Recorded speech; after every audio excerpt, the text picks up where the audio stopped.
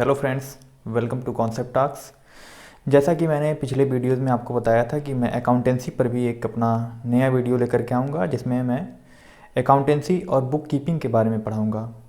तो वेलकम है आप सभी लोगों का। और चलिए शुरू करते हैं हम लोग अकाउंटिंग या अकाउंटेंसी। अकाउंटेंसी के बारे में सबसे पहले जानने के लिए सबसे पहले हम लोग ये जान लेते हैं कि अकाउंटेंसी क्यों की जाती है, इसका क्या यूज है। ओके, तो बिजनेस के ट्रांजैक्शन क्या होता है? ट्रांजैक्शन वो सभी चीज़ें होती हैं जो कि बिजनेस में हम अपने लेन देन में प्रयोग में लाते हैं, उसी को हम क्या बोलते हैं? ट्रांजैक्शन। ट्रांजैक्शन में क्या क्या होता है? कोई किसी भी तरह का पैसा लेना, कोई चीज़ परचेज करना, कोई चीज़ सेल करना, किसी को कोई सामान देना बिजनेस के रिगार्डिंग। ऐसे अगर हम पर्सनल लाइफ में कुछ करते हैं तो उसको बिजनेस में ले लिया जाता है। तो ट्रांजैक्शन का मतलब आप सीधा मतलब ऐसे समझ सकते हैं कि ट्रांजैक्शन का मतलब लेन देन होता है। तो अकाउंटिंग को समझने से पहले अकाउंटिंग की थोड़ी सी हम लोग परिभाषा समझ लेते हैं कि अकाउंटेंसी को कैसे डिफाइन किया जाता है या अकाउंटिंग को कैसे डिफाइन किया जाता है। Accounting is the systematic way of identify, measuring, recording, classifying and summarising and then communicating. Okay, इसमें हमने क्या क्या देखा? रिकॉर्डिंग करना, आइडेंटिफाई करना, रिकॉर्डिंग करना, मेजर करना, उसको समराइज करना, ये तमाम चीज़ें होती हैं। इसी को हम लोग एक एक करके पढ़ेंगे ताकि हम अकाउंटिंग का जो पूरा कॉन्सेप्ट है उसको बेहतर तरीके से हम लोग समझ पाएँ। फर्स्ट ऑफ ऑल, अकाउंटेंसी में हमको आइडेंटिफाई करना आना चाहिए कि जो ट्रांजैक्शन हो रहा है, लेन देन तो ऐसे भी बहुत सारे हम करते हैं कि, लेकिन जो ट्रांजैक्शन हो रहा है वो अकाउंटिंग का हिस्सा है या नहीं, यानी कि पहचान करना उसकी, वो आइडेंटिफाई होता है। मान लीजिए आपने मोबाइल की दुकान खोली हुई है, मोबाइल का स्टॉक खरीदते हैं, वो क्या होगा? वो किस तरह का ट्रांजैक्शन होगा आपके लिए? या आप अपने पर्सनल के लिए कोई जूता मान लीजिए आपने खरीद लिया, वो किस तरह का ट्रांजैक्शन होगा? आखिर वो भी तो वहाँ पर भी लेन देन हो रही है, लेकिन उसको हम रिकॉर्ड करेंगे या नहीं, ये चीज़ हमको जानना होता है। किसके थ्रू? आइडेंटिफाई के थ्रू। और जब भी आप अकाउंटिंग करें तो खुद को ये समझ लें कि आप एक बिजनेसमैन हैं और जो भी काम करेंगे बिजनेस से रिलेटेड ही चीज़ें हम अकाउंटिंग में मेजर करते हैं या अकाउंटिंग में लिखते हैं उसको। फिर आता है हमारा काम मेजर करना। एक बात आपको बहुत अच्छे से ध्यान में रखना होगा जब भी अकाउंटिंग आप करें कि कॉमर्स में, जो कॉमर्स हमारा सब्जेक्ट है या कहें कि अकाउंटिंग जो हम पढ़ रहे हैं, उसमें कोई भी चीज़ पीस में, किलो में, टन में, इसमें यानी कि जो यूनिट्स होती हैं उनमें मेजर नहीं की जाती है। कॉमर्स में हर एक चीज़ वैल्यू में मेजर की जाती है, कोई भी चीज़ किसी भी अपने यूनिट में नहीं मेजर की जाती है। तो बात यहाँ पे ध्यान रखना कि जो भी चीज़ हम लिखेंगे उसकी एक वैल्यू होगी और उसी वैल्यू को मेजर करना होता है हमको। ये नहीं कि 5 किलो है या 10 किलो है या 20 किलो है, इसमें मेजर नहीं करना होता, उसकी वैल्यू कितनी है ये मेजर करते हैं हम लोग।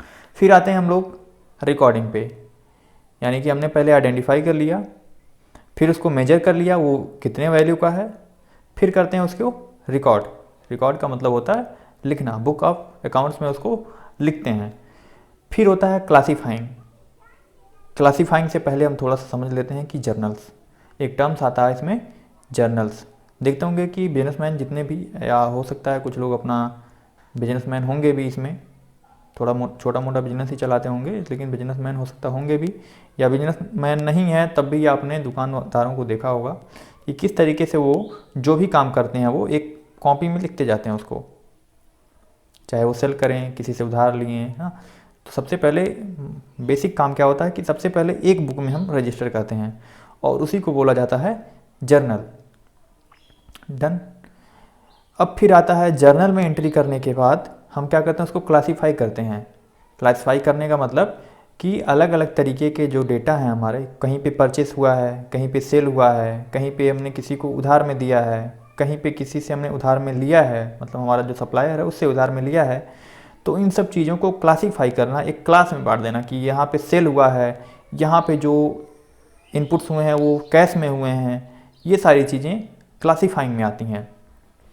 डन। फिर हम लोग आ जाते हैं समराइजिंग। समराइजिंग का मतलब क्या हुआ कि जो हमने अलग अलग क्लास बनाया है, जैसे सेल का क्लास हो गया या परचेज का क्लास हो गया, उसका सम मीन्स ऐड कर लेना कि कितने का सेल किए हैं, कितने का परचेज किए हैं, या कितना हमसे उधार गया है वो टोटल, या कितना हम किसी से उधार लिए हैं उसका टोटल, ये होती है समराइजिंग। डन। फिर आते हैं एनालिसिस पे। आखिर बिजनेस हम किस लिए करते हैं? बिजनेस करने का हमारा मुख्य उद्देश्य होता है प्रॉफिट कमाना। हम सेवा करने के लिए नहीं जाते हैं, हालांकि उसमें एक तरह से सर्विसेज को भी लाया जाता है बिजनेस में, लेकिन सेवा करने हम नहीं जाते। हमारा मेन गोल क्या होता है? आप तभी एक बेहतर बिजनेसमैन बन भी सकते हैं जब आपके बिजनेस का गोल हो प्रॉफिट कमाना, ना कि सेवा करना। ओके, तो एनालाइज हम करते हैं। एनालाइज करने का मुख्य उद्देश्य होता है कि हम अपने बिजनेस को कैसे आगे बढ़ाएं। या कहीं पे मान लीजिए आपने साल भर पूरा आपने बिजनेस किया और उसके बाद में आपको पता चलता है कि लॉस हो गया है, तो क्या करेंगे? आप बिजनेस बंद कर देंगे? नहीं, आप उसमें देखेंगे कमियां कहाँ पे रह गई आखिर, कि क्यों हमारा बिजनेस लॉस में जा रहा है, क्या करें हम, किन कमियों को ख़त्म कर दें, किन कमियों को हम दूर कर दें कि जिससे हमारा जो बिजनेस है लॉस की जगह प्रॉफिट में चेंज हो जाए, या प्रॉफिट हो रहा है तो थोड़ा और उसको बढ़ाएं। ओके, इसलिए हमको एनालिसिस भी करना होता है ताकि हम जो नेक्स्ट स्टेप है उसको हम ले सकें। नेक्स्ट स्टेप उठाने के लिए ही हमको क्या करना पड़ता है? एनालिसिस करना होता है। देन फिर होता है कम्युनिकेटिंग, यानी कि जो भी आपका रिजल्ट आया बिजनेस में, रिजल्ट आया, जो भी आपका प्रॉफिट हुआ या लॉस हुआ, उसको कम्युनिकेट करना, दूसरों को बताना। अब फिर भाई बिजनेस हमारा है, हमको लॉस हुआ, हमको प्रॉफिट हुआ, तो फिर हम दूसरों को क्यों बताएं? लेकिन बिजनेस में बताना पड़ता है, और इसलिए ताकि वो दो लोगों को बताना पड़ता है। एक होते हैं इंटरनल्स, एक होते हैं एक्सटर्नल्स। इंटरनल्स को क्यों? इंटरनल्स मतलब आपके जो एम्प्लॉइज़ होते हैं वो होते हैं इंटरनल पार्ट ऑफ बिजनेस। फिर आते हैं एक्सटर्नल्स, जैसे बैंक्स हो गए, इन्वेस्टर्स हो गए, क्योंकि आपको अगर लॉन्ग टर्म में अपना बिजनेस करना है, आगे अपने बिजनेस को एक्सपेंड करना है, तो आपको इन्वेस्टर्स की ज़रूरत पड़ेगी, बैंक से लोन लेने की ज़रूरत पड़ेगी।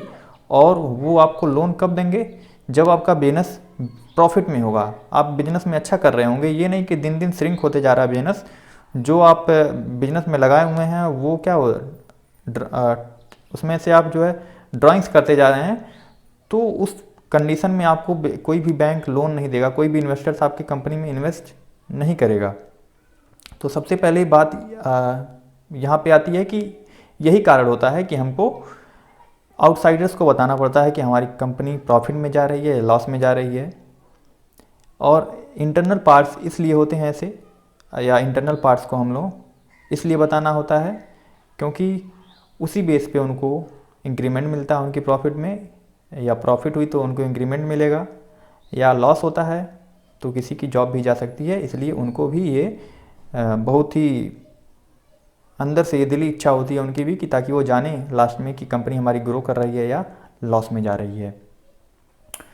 तो मैं आज का लेक्चर यहीं तक ख़त्म करता हूँ, क्योंकि अकाउंटिंग है, थोड़ा इसके बेसिक कॉन्सेप्ट को आप बेहतर से समझें, इसलिए मैं इंट्रोडक्शन में इतना ही।